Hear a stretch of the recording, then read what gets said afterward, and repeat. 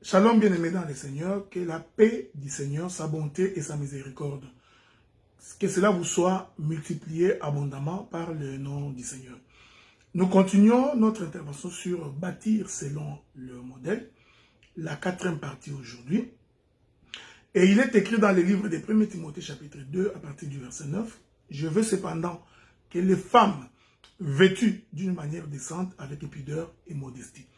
C'est cette portion de l'écriture que je vais devoir prendre en ce jour pour rappeler que le Seigneur nous appelle à la pudeur, à la modestie et à la décence.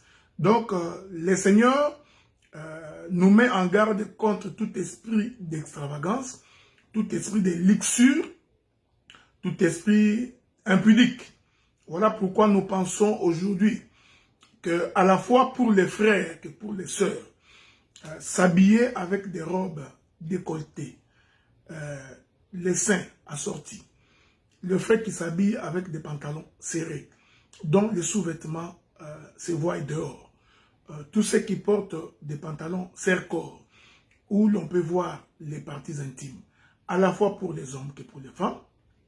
Cette pratique est contraire à la doctrine du Seigneur.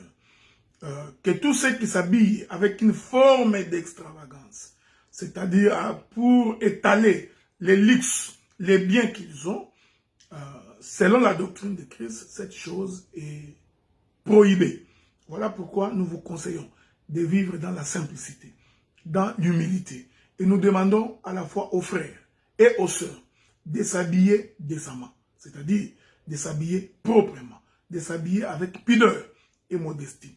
Tout accoutrement dont les parties du corps sont exposées, tout accoutrement qui sert le corps, au point de dessiner la forme du frère ou la forme de la sœur, toutes ces pratiques sont contre la doctrine de Christ. Voilà pourquoi nous disons que toutes ces femmes qui portent des collants, qui portent des sous-vêtements en public, qui portent des mini-jupes, qui portent des robes très courtes, tous les frères qui portent les pantalons serrés, qui portent les pantalons taille basse, tous ces accoutrements sont contre la doctrine de Christ.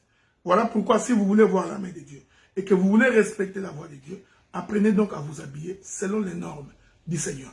Que la paix du Seigneur, sa bonté et sa miséricorde soient votre lot et votre partage dans le nom du Seigneur.